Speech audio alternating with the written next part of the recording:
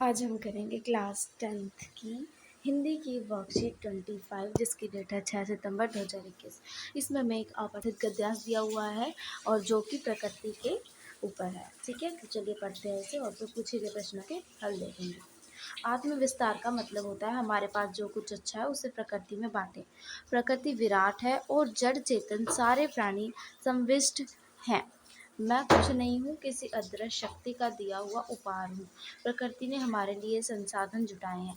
तो प्रकृति ने हमारे लिए क्या क्या किया, ये क्वेश्चन आ सकता है। तो क्या प्रकृति ने हमारे लिए संसाधन जुटाए हैं, प्रकृति स्वयं हमें उपहार के रूप में ग्रहण और स्वीकार करती है।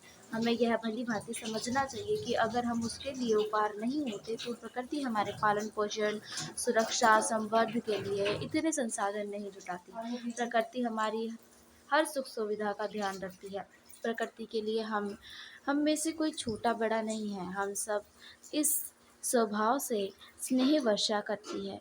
यह सब कुछ निःशुल्क है।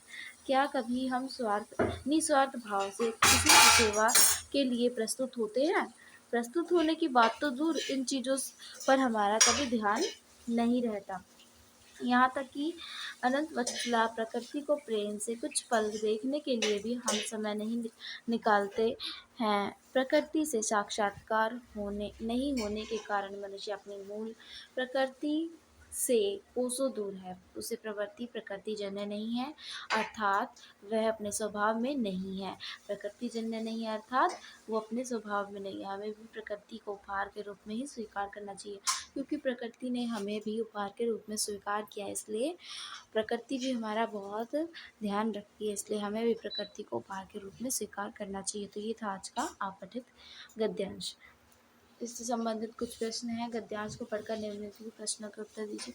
पहला जो प्रश्न है वो है, प्रकृति हमारे पालन पोषण सुरक्षा और समृद्धि के लिए साधन क्यों जुटाती है?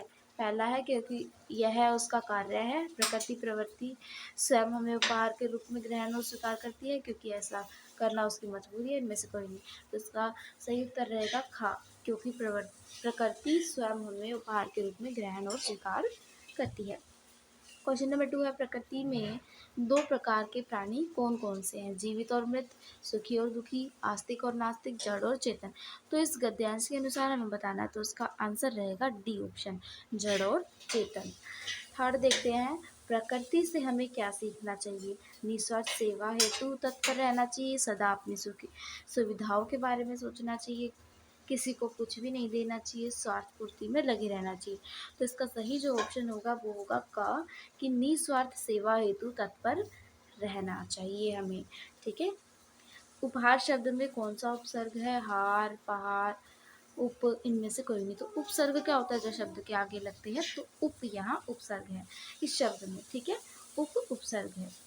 गद्यांश का उपयुक्त शीर्षक क्या होता है? ये जो गद्यांश है ये आत्म प्रकृति, आत्मविस्तार, निस्वार्थ सेवा, प्रकृति, प्राकृतिक संसाधन। तो इसका सही आंसर होगा प्रकृति, क्योंकि प्रकृति के ऊपर ये गद्यांश है और उसी में ही हमें प्रकृति में ही हमें आत्मविस्तार, निस्वार्थ सेवा और प्राकृतिक संसाधन के बारे में बताया गया है। तो ये थे शॉर्ट क्वेश्चन आंसर। अब हम लॉन्ग क्वेश्चन आंसर देखते हैं। 6th, 7th और 8th एक यहाँ गतिविधि दी गई है। 6th क्वेश्चन है, प्रकृति हमें उपहार के रूप में ग्रहण एवं स्वीकार करती है, ऐसा